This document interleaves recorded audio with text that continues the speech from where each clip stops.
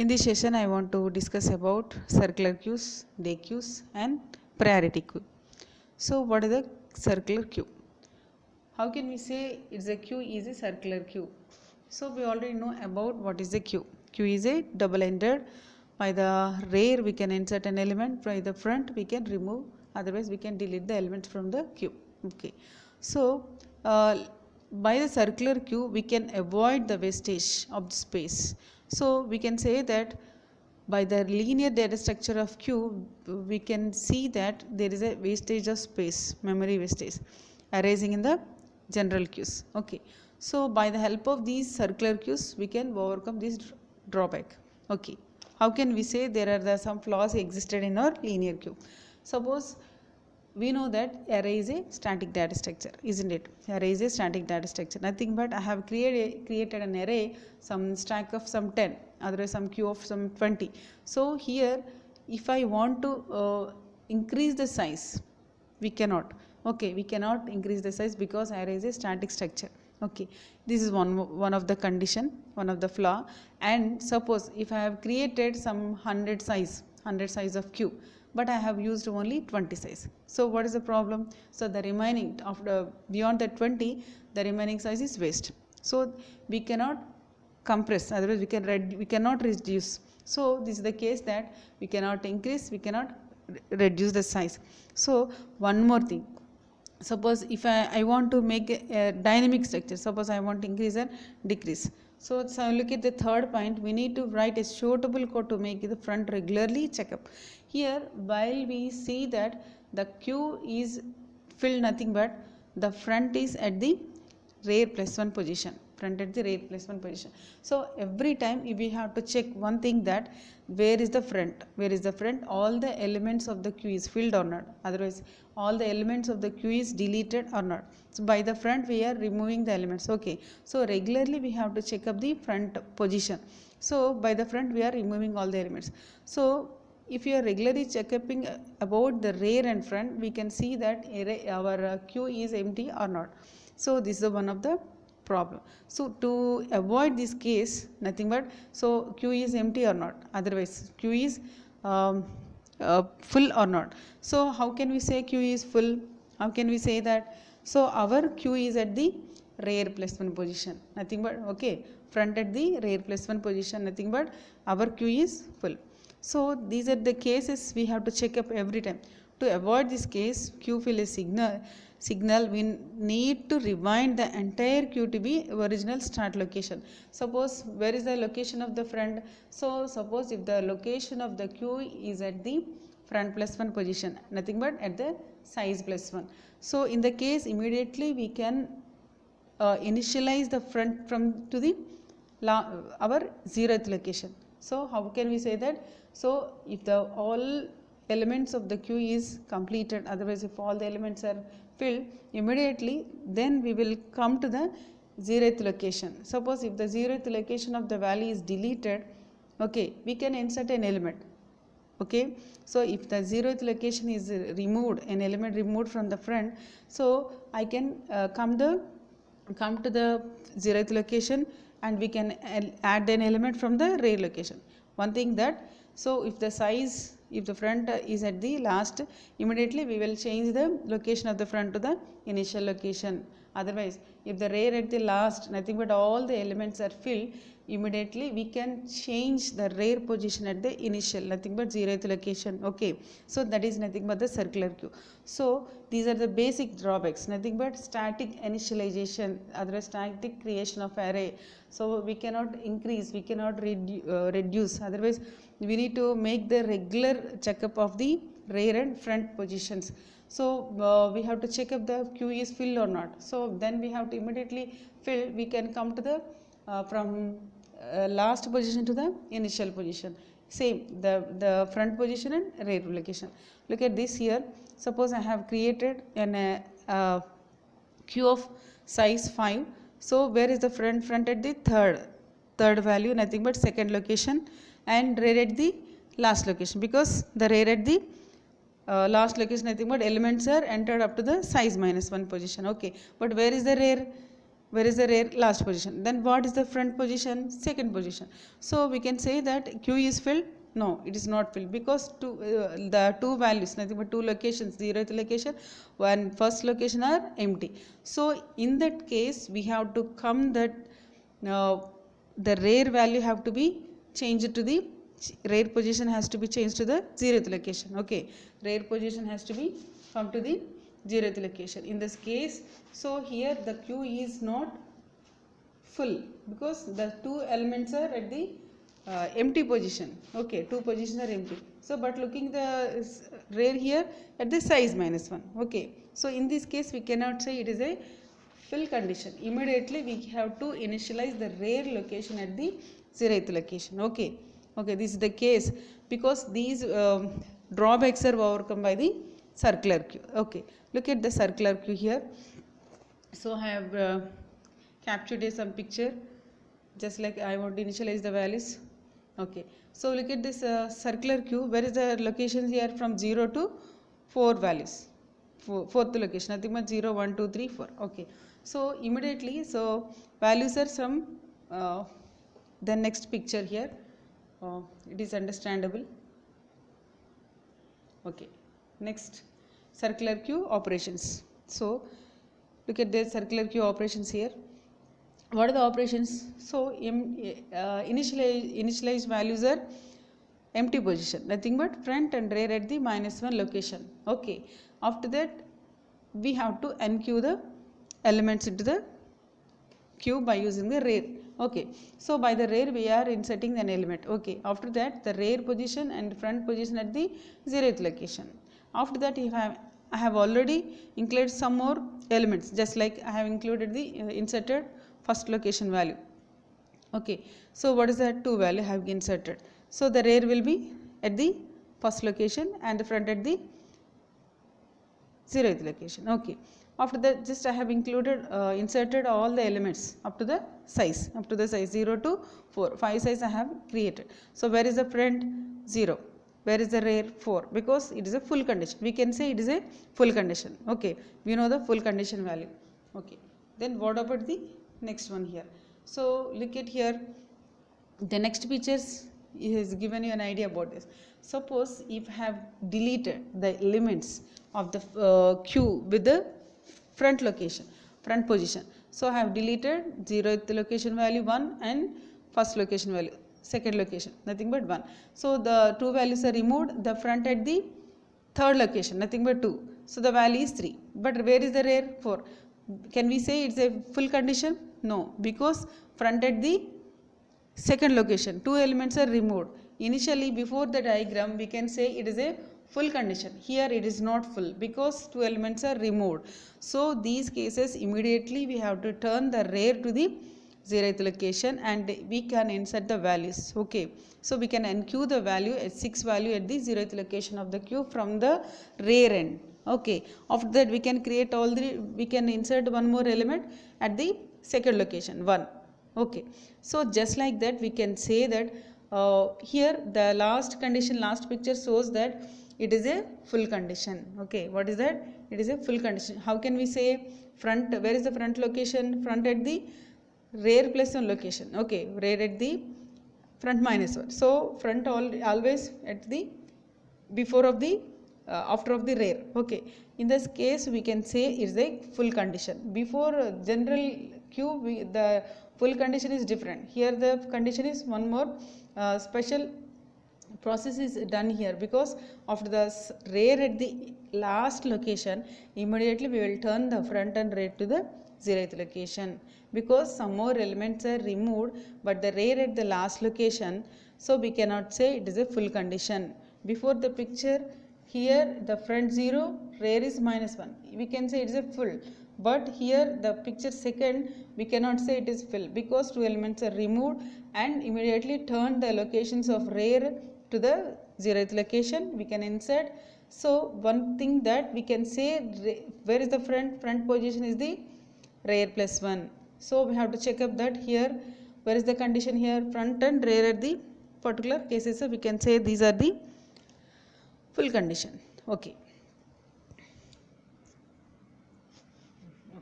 So same thing what is done there. So here that is explained where is the front and where is the rear conditions. So these will be where is the full condition. So when enqueuing nothing but inserting element, dequeuing nothing but removing the elements. Okay. So where is the what is the full condition? Front at the rear plus 1 location.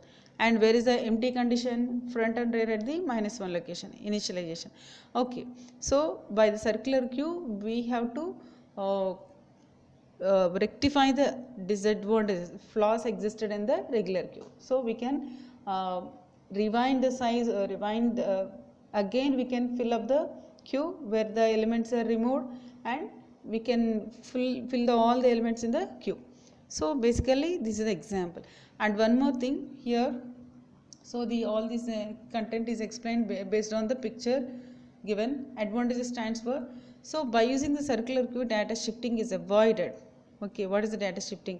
Nothing but, so while the data is inserting here, so front and rears are using modified by the mod function. Mod stands for, mod is different to the division operator. Okay, you know the modern division operator. So by the mod we can change the locations of front. Okay, so by using this we can say that we can come back to its beginning position. So what is the advantage here?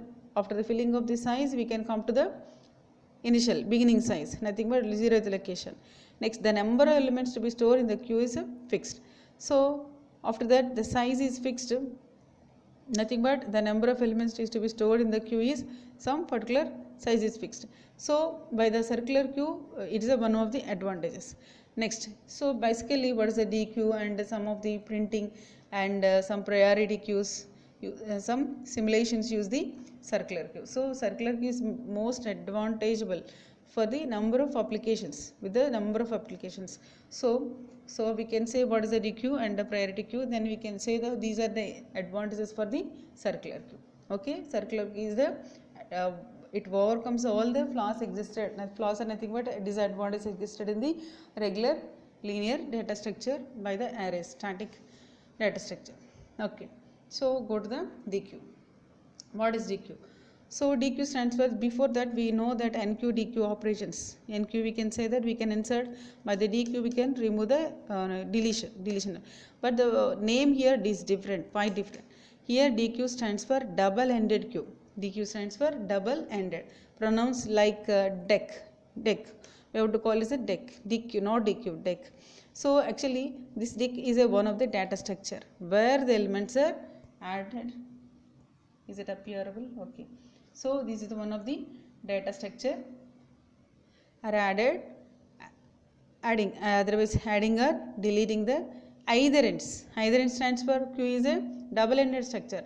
By one end we can insert, by the one end we can remove. But here that double-ended queue stands for, but either any end, from the one end we can insert and delete the elements, by the other end also we can insert and delete. So by the two ends we can perform the two operations. Okay, so just like this one of the data structure like our stack and queues. So this is the generalization of both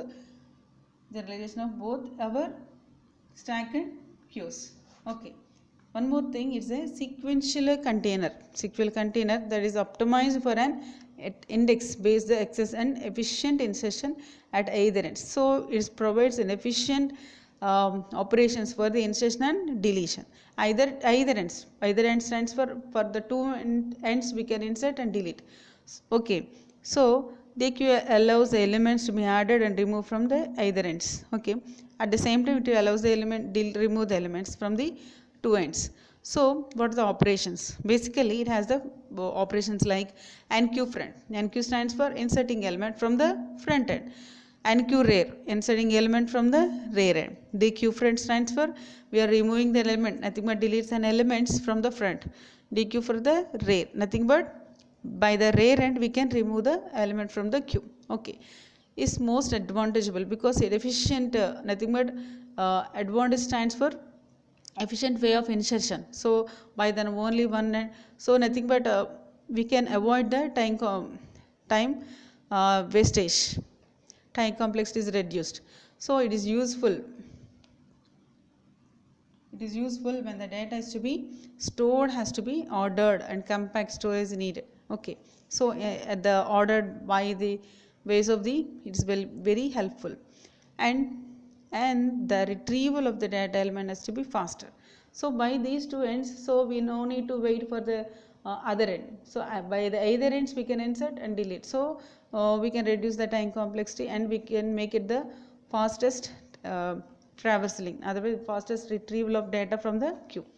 Okay, easy and efficient and retrieval data transaction has been done by using the dequeue operation. So it's very helpful for the storage and compact storage and faster retrieval. Next, last topic, priority queue. So what is a priority? We already know some of the priorities. The name says here priority stands for, here while we entering an element, otherwise data into the queue, here by the priority queue we can give the priority for the particular data element. We can give the particular suppose I have the 10 elements. For the 10 elements I have give the first priority to the particular 7th element, second priority to the some 9th element, third priority to the first element, just like I have give the priorities. So these are the basic already existed and running in our memory. Suppose I want to print some first time, so I want to execute particular download operation, I want to do some uploading. So the CPU has to give some priorities. Just like that is already going to done in our machine. Okay, what can we say priority queue? It is an abstract data type. Okay, what is it? That it's an abstract data type. Abstract data type stands for, it's a collection of data along with the associated operations upon our data structures. Okay, it's a collection of data associated operations upon our data structure. Okay, and it is a regular queue. It's a regular queue or stack data structure, just like our stack and queue, double-ended queue, our single-ended, just like stack. It's like this. This is one of the queue. What is the basic difference in this? Each element has to be has a priority. Each element has a priority. So what is the priority? So CPU has to give some priority for the particular operations. Okay, for this is the priority for the particular uploading, some downloading, some printing. So what has to, CPU has to respond to the particular the resources required for our application, just like input requirements, output requirements, suppose user just like our OTP. So these are the basic priorities for our machine, for the data elements in our data structure. So the how can we say, and the elements will be executed in our priority queue. Suppose high prioritized element has served first. Okay, so then the next priority of the element, the next priority will be executed. Nothing but is has to come to the service. Suppose if in any case if two elements have the same priority, what we have to do? So in that case, according to the order, these will be entered into the queue. So according to the order, these will be executed. They have to come to the service into the execution. So if two elements have the same priority, they have to come according to the order in which they are entered into the queue.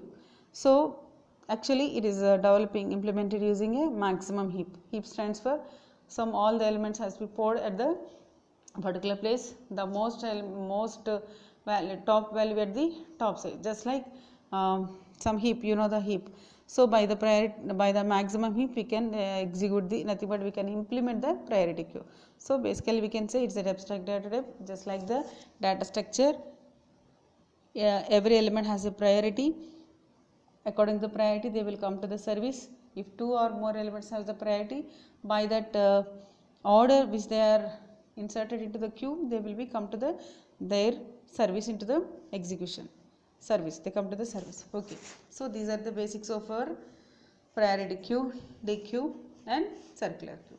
So circular is most advantageable for our priority queues, and just like already discussed, priority queues and sometimes some printing operations, otherwise some simulation uses the some kind of simulations also it is used with the circular queues. So this is the basics of the circular queue, dequeue. So what is the circular queue? We say it overcomes the drawbacks existed in the regular static queues. Nothing but we can resize, we can come to the check the full condition of the queue So if the all the elements are not filled, nothing but we have to check up the regular locations of the front and rear. So if the size of the array nothing but rear at the last, immediately we will turn to the rear to the 0th location, just like circular fashion it will come back. So all the elements will enqueuing and dequeuing. So here the condition, one more condition, full condition is different. Nothing but even the same condition we have developed, but here the appearance nothing is different. Nothing but front at the rear plus one location. So these are the basics, basic condition existed. Check up this. These are the advantages of queues and DQ. DQ stands for deck, nothing but double-ended queue. So it is more efficient and efficient storage, easy to retrieval and easy of execution. By the any time we can easily retrieve the elements from the DQ. Either ends we can insert, either ends stands for by the rear and front, nothing but we can by the two ends we can insert and delete. Before that we have to insert only by the rear. We have to delete only by the front, but here the quantity difference. By the rear we can insert and delete, by the front we can remove and insert. Okay, what is the priority? I have given that it's one of the ADT and is also one called the simple data structure, but the difference is every element has its own priorities. So if first priority has to come to the first service, the next will come to the next service, just like that. If two or more elements has the same priorities according to the order they have entered in the queue, those will come to the service. Okay, this is the most advantageable. These are just like our circular queues.